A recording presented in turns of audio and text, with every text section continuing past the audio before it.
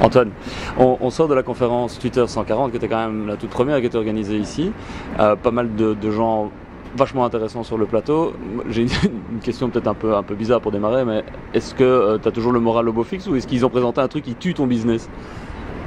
Non, ils n'ont rien présenté qui tue le business. Je crois que l'idée de Twitter reste la même, c'est de se focaliser sur ce qu'ils font de bien et d'avoir un écosystème qui se crée autour. Et on l'a bien vu au niveau des développements, ils sont là pour nous aider, ils sont là pour nous écouter et c'est très très gai. Tu as eu l'occasion de discuter avec Alex Wayne ? Oui, par exemple aussi, et Doug, donc c'est les deux personnes qui sont un peu les plus visibles pour le moment derrière l'API de Twitter. On a pu discuter avec, échanger un sourire, c'est toujours gai.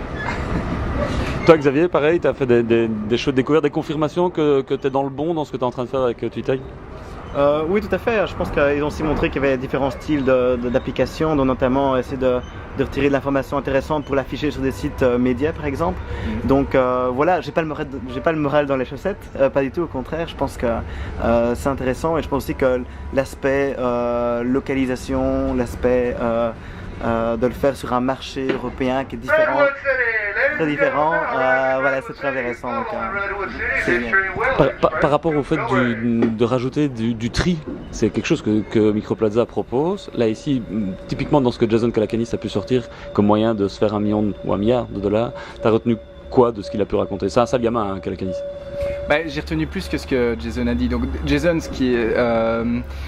a présenté une manière de pouvoir ressortir de l'information et la brander par exemple de différentes manières. Donc c'est quelque chose qui clairement rentre dans un business model que nous on voit.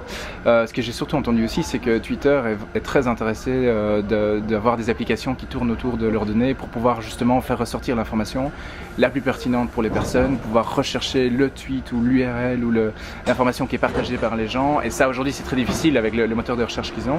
Des applications comme la nôtre ou des applications comme celle de Xavier permettent exactement de faire ça, donc je crois qu'on est dans le bon mouvement. Pareil Xavier, tu as retenu quoi d'essentiel c'est quel speaker qui a plus retenu ton attention aujourd'hui ? Ils étaient tous un peu très intéressants. Oui, Jason, c'était intéressant, donc toutes les possibilités pour monétiser Twitter.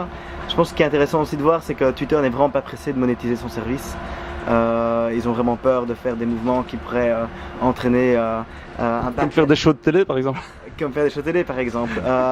Après je pense que ce qui est très aussi intéressant c'est de se dire que Jason c'est qu'il pense que Twitter pourrait être un réseau social qui risque de monétiser beaucoup plus que Facebook. Et donc ça c'est vraiment très intéressant de savoir qu'il va y avoir beaucoup de business qui va se faire au-dessus de Twitter. Beaucoup de gens dans la salle aussi qui pensent ça. Beaucoup de gens fatalement dans la salle, mais comme il a très bien dit, on n'était pas à une conférence Facebook où là je pense qu'on aurait une autre réponse. Mais ce qui est intéressant surtout pour le public belge et européen, c'est de savoir que c'est une plateforme qui grandit très très très très vite et que c'est important pour les business européens d'investir très tôt dedans parce qu'il y a un train qui est en train de démarrer et c'est important d'y être. Merci.